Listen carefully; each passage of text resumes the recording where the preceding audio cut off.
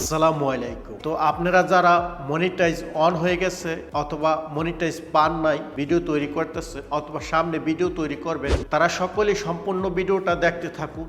আশা করি ভিডিওটা আপনাদের উপকার হতে পারে।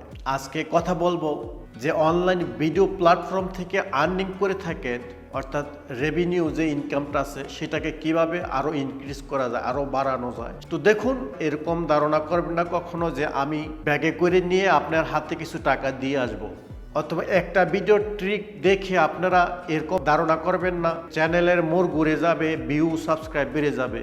আমরা যারা টিউটোরিয়াল টেকনোলজি নিয়ে কাজ করি তাদের সকলের ভিডিওগুলো প্রতিদিন টিপস অ্যান্ড ট্রিকগুলো যদি আপনারা ফলো করেন, সেই ক্ষেত্রে সকল ট্রিকগুলো যদি আপনাদের ভিডিওতে ব্যবহার করেন, আশা করি কোনো একটা টিপস বা ট্রিক আপনার ভিডিওতে ব্যবহার করে আপনার চ্যানেলের মোড় ঘুরে যেতে পারে। একটা ভিডিও দেখে কখনো কি এই জিনিসটা সম্ভব নয়। আমরা প্রতিনিয়ত ট্রিক দিয়ে থাকি, কোনো একটা ট্রিক থেকে আপনি সফল অর্জন করতে পারবেন। তো আজকের যে ট্রিকটা কিভাবে আপনারা ইনকাম আরো বৃদ্ধি করবেন, এক নম্বরে যারা শর্ট ভিডিও তৈরি করেন, শর্ট ভিডিও তৈরি করে একেবারে অফ করে দেন, বন্ধ করে দেন।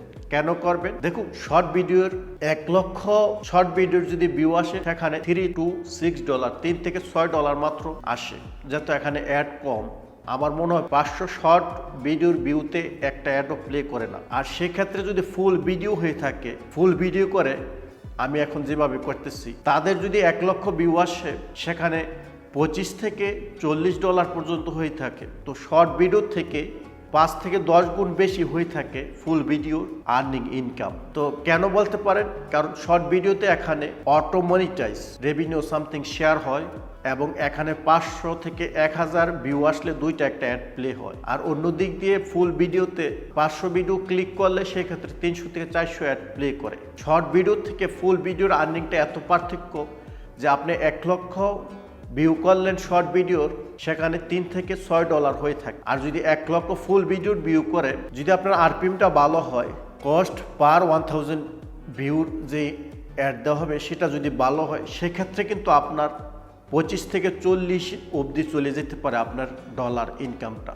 তো এখানে আপনার শর্ট ভিডিও তৈরি করে সময় নষ্ট করা, এটা আর কিছুই না। শর্ট ভিডিও যারা তৈরি করে তার চেয়ে ডাবল ইনকাম করতে পারে যারা ফুল ভিডিও তৈরি করে। শর্ট ভিডিওতে প্রচুর ভিউ আছে, মিলিয়ন প্লাস ভিউ আছে। তো একটা ফুল ভিডিও 1 লক্ষ ভিউ আসলেও সে $30 থেকে $40 ওপরে চলে যায়। 2 নম্বর যে জিনিসটা মাথায় রাখতে হবে, প্রতিটা ভিডিও 3 মিনিট প্লাস করার চেষ্টা করুন। যারা ফেসবুক থেকে আর্ন করেন বা ইউটিউব থেকে, যদি ফেসবুকের এমন আছে 3 মিনিটের কম ভিডিও, সেখানে 5 লক্ষ ভিউ আসছে, সেখানে $25, $30, $40 আসতে পারে। আর যদি ভিডিওটা 3 মিনিট প্লাস হয়, সেক্ষেত্রে আপনার $100-200 পর্যন্ত হয়ে যায়।